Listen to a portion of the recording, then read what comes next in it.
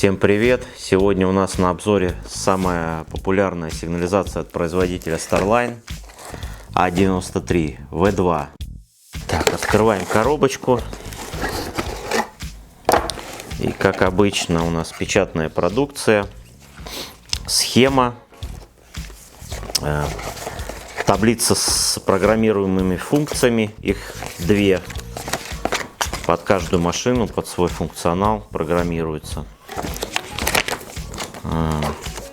Такая маленькая памятка пользователю на первое время дается клиенту, с самыми такими основными командами, которые могут пригодиться. Лист комплектации, инструкция, она же гарантийный талон. Вот в конце тут гарантийный талон. Так, в комплекте у нас идет сирена.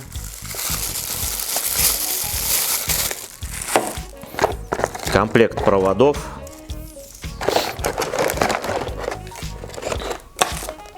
Модуль запуска. Сигнализация с автозапуском у нас. Концевик. Реле. Датчик температуры двигателя. Датчик температуры салона, он непосредственно в блоке находится.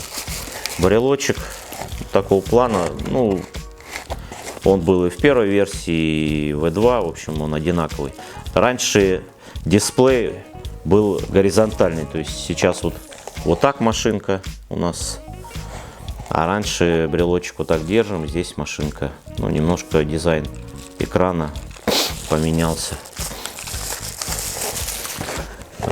Антенна, вот чем отличается V2 от предыдущей версии. Антенна включает в себя светодиодный индикатор и кнопку валет. То есть уже нам упрощается установка, нам не надо кнопку тянуть, сверлить стойку, туда вставлять светодиод.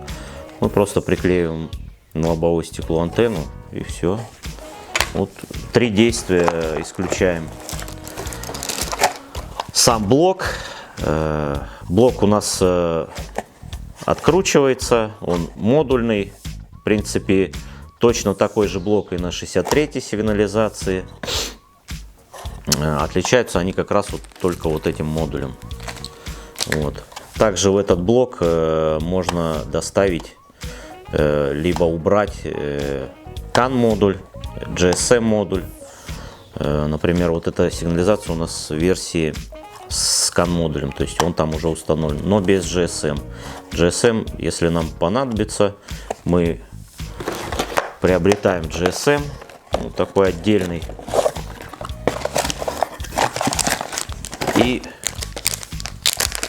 просто непосредственно в наш блок сигнализации устанавливаем дополнительную микросхему. Эта микросхемка как раз у нас с симкой, то есть симку сюда вставляем, и у нас уже управление с телефона появляется. И дополнительный брелок на случай утери основного, допустим, открыть, закрыть,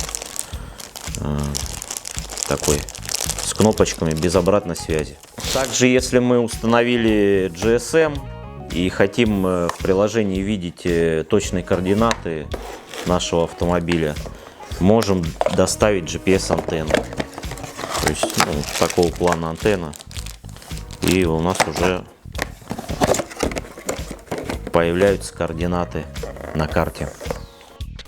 В этой версии сигнализации у нас установлен CAN модуль.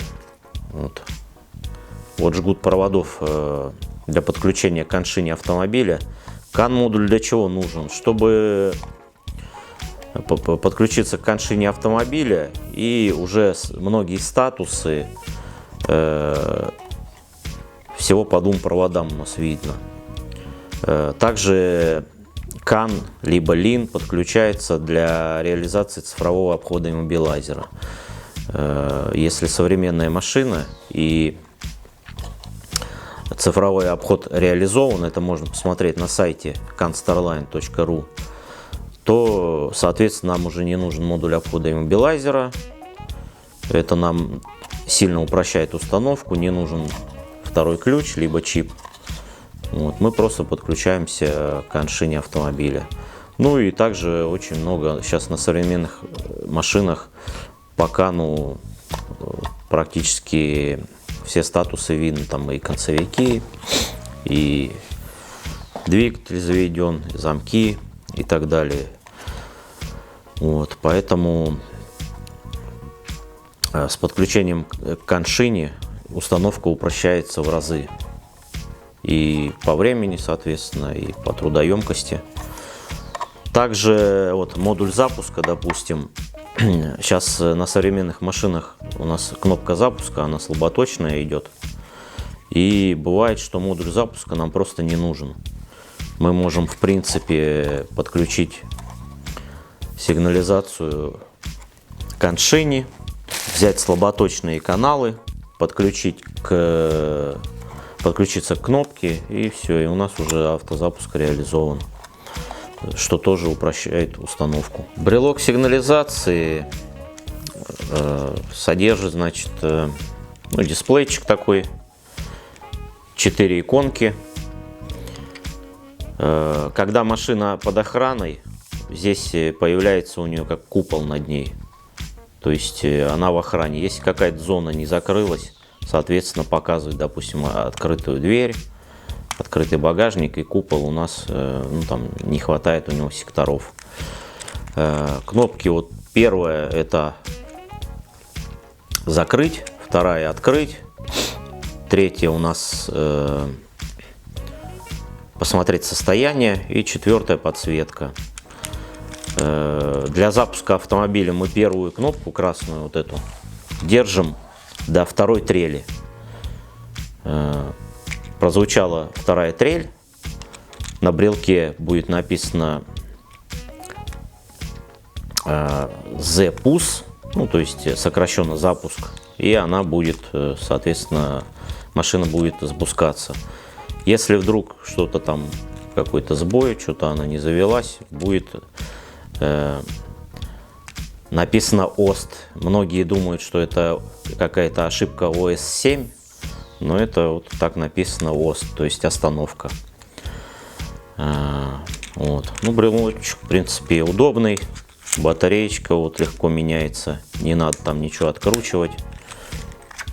Крышечку открыл, закрыл, вот, пожалуйста, поменял батарейку.